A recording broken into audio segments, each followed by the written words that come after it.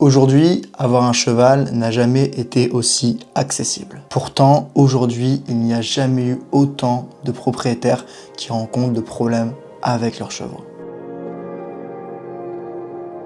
On a des centaines de méthodes, des milliers d'exercices et des millions de conseils. On n'a jamais eu autant de techniques et autant d'outils pour nous aider. Et pourtant, on a plus d'instabilité aujourd'hui que jamais. Et le problème ne vient pas des chevaux, le problème ne vient pas non plus des cavaliers. Le cheval, c'est un animal qui a un système nerveux. Et le système nerveux, c'est simplement toutes les réponses automatiques que ton cheval va donner. C'est tout ce qui va prendre en compte la fuite, la peur, l'explosion, l'attaque, mais aussi l'anxiété. Ce système nerveux, il fonctionne par corrégulation, c'est-à-dire que deux systèmes nerveux vont s'influencer l'un et l'autre. Par exemple, imagine que demain, tu es dans une salle d'attente chez le médecin et que quelqu'un rentre dans cette salle d'attente alors que tu étais tranquillement en train de lire un magazine et la personne commence à stresser. Tu vois qu'elle est stressée, qu'elle est au téléphone avec quelqu'un et qu'elle est hyper stressée. Et souvent dans ces moments-là, on dit « cette personne me stresse ». En réalité, ce qui se passe, c'est que son système nerveux qui est tendu va influencer ton propre système nerveux, que tu le veuilles ou non. C'est ce qu'on appelle la corrégulation nerveuse. Et cette corrégulation, elle peut être négative, comme dans cet exemple, mais elle peut également être positive. Et c'est ce que je veux dire quand le cheval est un animal de système nerveux qui se corrégule. C'est pas que le cheval lit dans tes pensées. C'est pas quelque chose de mystique, c'est pas quelque chose de spirituel. C'est littéralement neurobiologique. Ton cheval cherche un repère qui est stable. Quand par exemple toi tu reçois une mauvaise nouvelle, ou que tu es un peu stressé ou triste, tu vas prendre ton téléphone et appeler quelqu'un. Sauf que dans ce genre de cas, tu vas appeler une personne que tu sais solide, une personne qui peut te rassurer, pas quelqu'un qui va être hyper stressé. Et bien ton cheval, quand il monte en pression ou qu'il a un comportement désagréable, c'est exactement la même chose. Il cherche quelqu'un de stable. Et un cheval ne peut jamais dépasser la stabilité de l'humain qui le guide.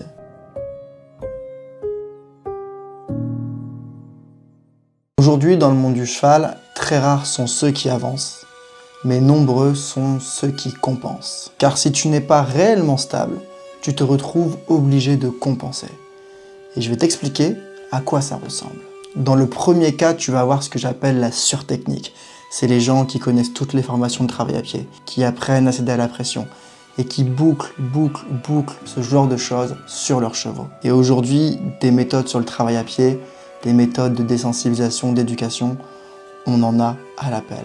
Le deuxième problème, c'est ce que j'ai appelé le contrôle, mais qui est déguisé en douceur. On va souvent utiliser le mot éducation, mais en réalité, la plupart des gens qui se cachent derrière ce mot, tout ce qu'ils veulent, c'est contrôler un peu plus le cheval. Un des autres pièges, c'est la bienveillance sans responsabilité. C'est toutes ces personnes qui vont parler du cheval miroir, je vais prendre le temps, je vais décomposer, je vais l'écouter, je vais faire de l'éducation positive. Ce genre de personne aime être écoutée, a envie d'être rassurée, mais n'est pas prêt à réellement changer, n'est pas réellement prêt à prendre la responsabilité de ses actes et à changer profondément, à se remettre en question réellement. Ensuite, on va encore avoir une autre approche que j'appelle la spiritualité flow. Communication animale, dialogue qui déculpabilise les gens mais qui ne les fait jamais réellement évoluer, faire de la méditation, faire des exercices de décontraction. Tout ça, c'est de la passivité déguisée, c'est de la passivité romantisée. Tu as l'impression de faire quelque chose mais tu ne fais rien de concret.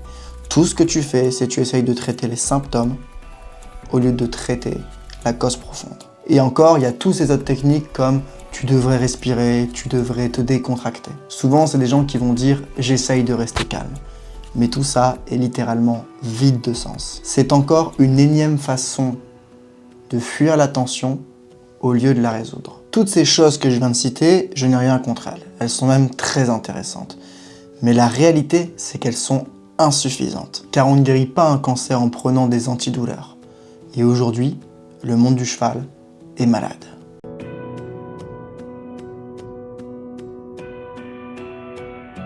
Alors si toutes ces choses qu'on vient de voir ne sont pas la clé, quelle est la solution? Eh bien cette solution, c'est ce que j'appelle la posture intérieure. Cette posture intérieure, c'est pas une nouvelle technique, c'est pas un nouvel exercice, c'est pas un don, c'est pas quelque chose de spirituel, ce n'est pas quelque chose de mystique, c'est simplement une compétence humaine. La posture intérieure, c'est uniquement ta capacité à rester calme en toute situation, notamment quand ton cheval monte en pression. Pourquoi est-ce que je parle d'une compétence? Car c'est quelque chose qui est visible, qui est mesurable, qui donne des résultats, et c'est quelque chose qui s'apprend.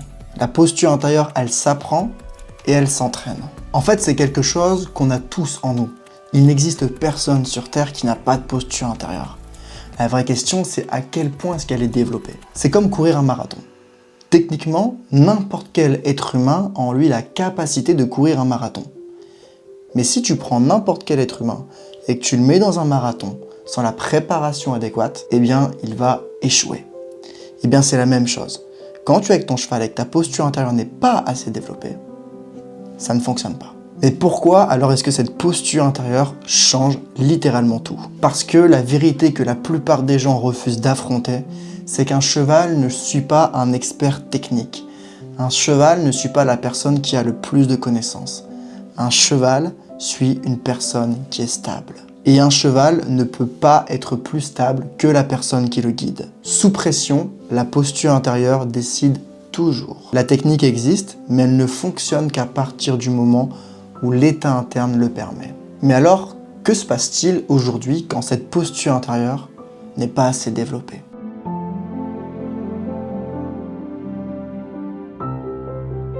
La première chose, ça va être des chevaux compliqués en extérieur.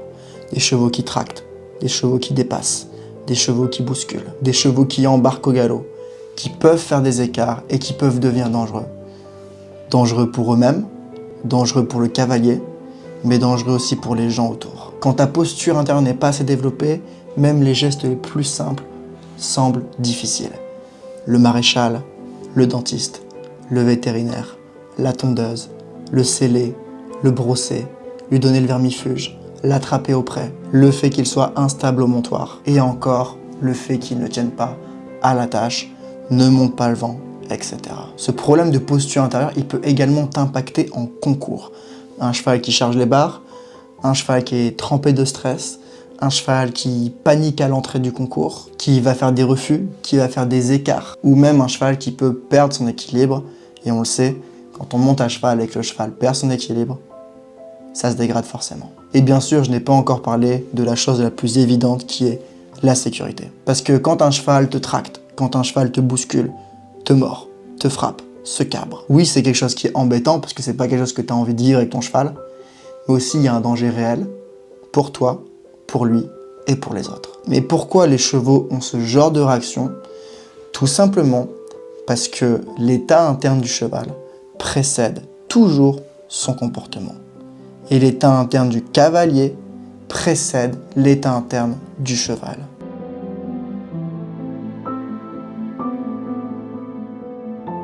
Si aujourd'hui tu regardes cette vidéo, je dois te dire que le plus grand piège, ce n'est pas d'avoir un cheval qui est dangereux. Le plus grand piège, c'est d'avoir un cheval qui est gérable. Parce que lorsque la situation elle est gérable, ça permet de continuer, mais sans jamais réellement avancer. Si tu ne développes pas cette posture intérieure, ça va pas forcément mal se finir avec ton cheval. Mais par contre, ce qui est sûr, c'est que ça va stagner. Dans 6 mois, par exemple, tu continueras encore à faire attention aux mêmes choses et tu seras de plus en plus dans le contrôle. Dans 1 an, tu finiras par éviter certaines situations et certains endroits par peur que ça dérape. Et dans 3 ans, si rien n'a changé, tu finiras par croire que ton cheval est tout simplement comme ça. Si tu ne changes pas après avoir vu cette vidéo, tu ne vas pas perdre la relation avec ton cheval. Mais par contre, tu perdras ta liberté avec lui. La liberté de pouvoir faire ce que tu veux, quand tu le veux. Et ça arrivera sans même que tu t'en rendes compte. Quand on ne règle pas un problème, ça ne s'aggrave pas forcément avec le temps. Mais ça finit par devenir la normalité. Ça finit par devenir notre réalité.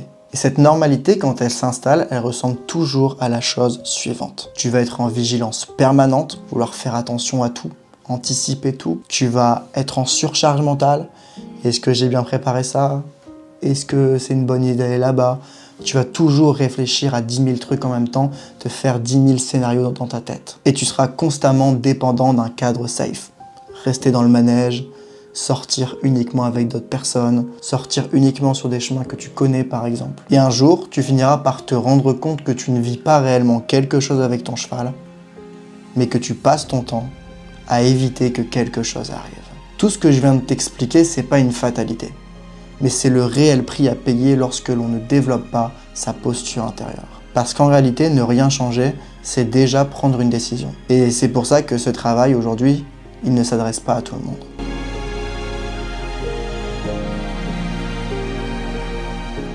Pour conclure cette vidéo, voici ce qu'il faut retenir. Tout ce que ton cheval exprime, ce n'est pas un problème à corriger, mais c'est une information. Une information sur ton état intérieur, sur ta stabilité, et tout simplement sur ta propre posture intérieure. Tu peux essayer de changer de méthode, essayer de changer d'outil, essayer de changer d'exercice, essayer de changer d'environnement, essayer de changer de coach, essayer de changer de matériel. Mais une fois que la pression est là, une seule chose décidera toujours, c'est ta stabilité intérieure. Un cheval ne suit jamais ce que tu fais, il ne suit jamais ce que tu sais, il ne suit pas non plus ce que tu veux, mais il va suivre uniquement ce que tu incarnes lorsque la situation devient inconfortable. Parce que tant que ta posture intérieure, elle n'est pas stable, tu passeras ton temps à compenser. Et tant que toi, tu as besoin de compenser, ton cheval compensera aussi.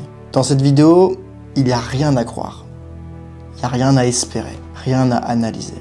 Il y a juste une compétence à développer. Et comme toute compétence, soit tu décides de la travailler, soit tu continues à gérer comme tu peux. C'est aussi simple que ça. Si tu veux apprendre à travailler cette compétence sérieusement, j'ai mis un lien dans la description, juste en dessous de cette vidéo. On pourra faire le point ensemble sur ta situation, et puis je te dirai simplement si à la suite de cet appel, on peut travailler ensemble ou non.